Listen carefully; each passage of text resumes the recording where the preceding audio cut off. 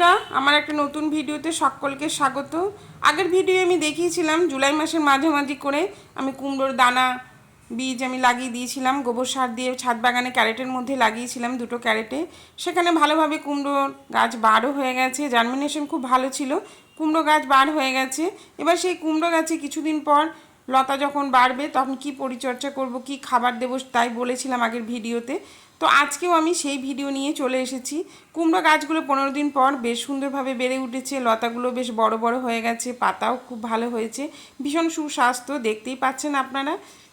এর মধ্যে আমার কোনো কিছুই দেওয়া লাগেনি, এমন কি জলও পর্যন্ত লাগেনি, কেননা এখন তো বর্ষা প্রায় চলছে, মাঝে মধ্যে বৃষ্টি মাঝে মধ্যে রোদ্দুর এরকমই চলছে।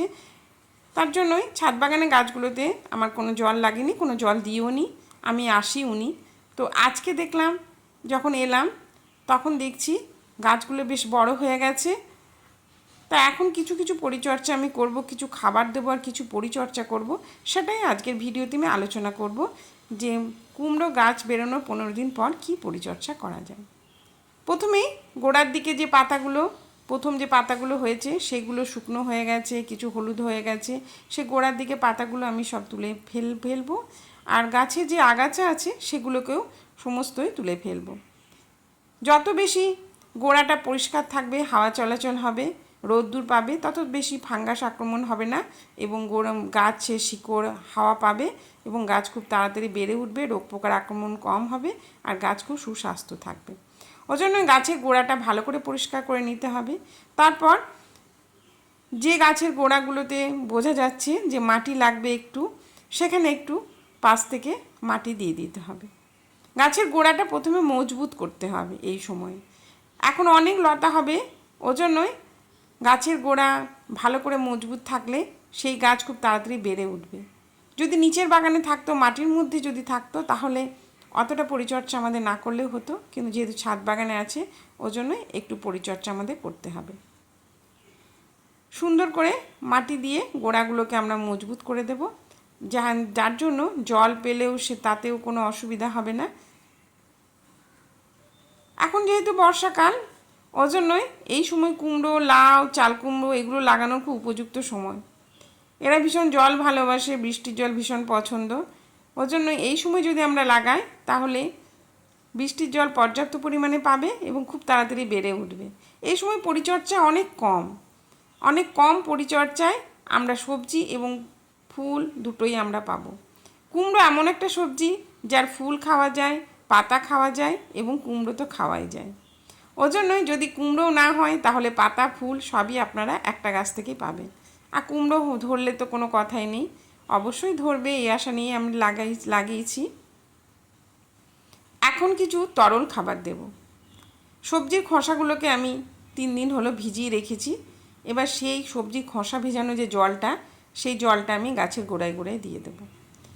আপনারা তো সবাই জানেন আমি একদম জৈব পদ্ধতিতে বাগান করি, কোনো রাসায়নিক সার এবং রাসায়নিক কীটনাশক কিছুই ব্যবহার করি না। ওই জন্যই জৈব তরল খাবার হিসাবে সবজি খোসা ভেজানো জলটাই আমি দিয়ে দিলাম। এছাড়া আপনারা চাল ধোয়া জল দিতে পারেন, ডাল ধোয়া জল, ঘুঁটো ভেজানো জলও দেওয়া যেতে পারে। সর্ষের খোল ভেজানো জলটা এখন না দেওয়াই ভালো, কেননা বর্ষাকাল, ওই জন্য একটু ফাঙ্গাস আক্রমণ হতে পারে, ওই জন্যই সর্ষের খোল ভেজানো জলটা আমরা এখন দেব না। তরল খাবার আমরা যখনই দেব তখনই একটা জিনিস আমাদের খেয়াল রাখতে হবে, যেন বৃষ্টির যে আবহাওয়াটা, বৃষ্টি না হয়। মেঘলা ওয়েদার কিংবা মেঘলা আকাশ, মাঝে মধ্যে বৃষ্টি হচ্ছে, এরকম দিনে কিন্তু আমরা তরল খাবার দেব না। যেদিন দেখব খুব সুন্দর 2 দিন ধরে রোদ্দুর উঠেছে, বৃষ্টিটা অনেকটাই কমে গেছে, আকাশে মেঘ নেই, বেশ সুন্দরভাবে রোদ্দুর উঠেছে, তখনই আমরা তরল খাবারটা দেব। সবজি খোসা ভেজানো জল, তাছাড়া এই যে চাল ধোয়া জলটাকেও আপনারা দিতে পারেন। তো আজকে আমি সবজি খোসা ভেজানো জল দিলাম, ওই জন্য চাল ধোয়া জলটা আমি রেখে দেবো অন্যান্য গাছে দেওয়ার জন্য, পরে একদিন চাল ধোয়া জলও দেবো। অল্টারনেটিভভাবে দিয়ে দেবেন, ফেলে না দিয়ে, যেগুলো আমরা ফেলে দিই সেগুলো ফেলে না দিয়ে সেইগুলো যদি আমরা গাছে মোটামুটি জৈব খাবার হিসাবে দিয়ে দিই, তাহলে সেখান থেকে কিন্তু গাছ পর্যাপ্ত পুষ্টি পেয়ে যাবে, আর সেখান থেকেই আমাদের গাছ খুব সুস্বাস্থ্য এবং খুব ভালোভাবে বেড়ে উঠবে। তরল খাবার দেওয়ার পর গাছে আমরা একটু করে কম্পোস্ট দেব। কম্পোস্ট নেই আমার কাছে, ওজন্য এখন আমি ঘুঁটো ছিল, এই ঘুঁটোর গুঁড়ো করেই এই সারটাই দিয়ে দেব।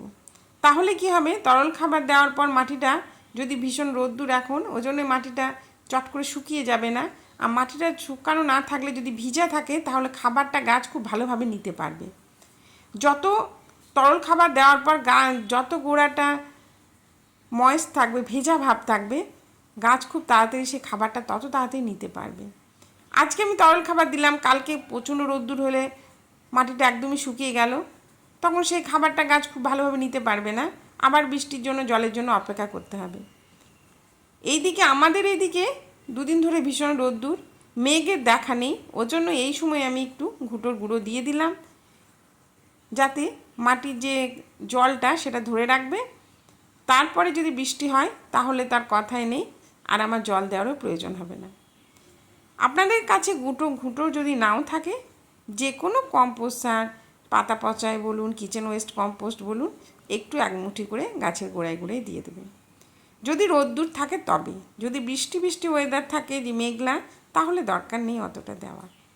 তাহলে বন্ধুরা, আজকে আমি কি খাবার দিলাম গাছের, 15 দিন পর কি পরিচর্যা করলাম সেই নিয়ে আজকের ভিডিও। অবশ্যই গাছগুলোতে সাপোর্ট দিতে হবে, যেহেতু একদমই লতানো গাছ। ওই জন্যই আমার বাগানে বেগুন গাছ এবং অন্যান্য যে গাছগুলোর ডালগুলো ছিল, গাছগুলোও শুকনো হয়ে গেছিলো, সেগুলো তুলে আমি ফেলে দিয়েছি, কিন্তু ডালগুলো ফেলিনি। তো সেইগুলোতেই আমি ছাদের ওপরে দিয়ে দিয়েছি, সেখানেই সাপোর্ট হিসাবে আস্তে আস্তে ওরা এগিয়ে যাবে।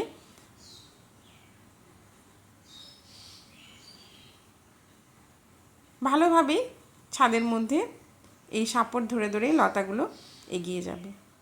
তাহলে বন্ধুরা, আজকের ভিডিও এই পর্যন্তই। কেমন লাগলো অবশ্যই কমেন্ট করে জানাবেন। দেখা হবে আবার একটা নতুন ভিডিওর সঙ্গে। সবাই ভালো থাকবেন, সুস্থ থাকবেন।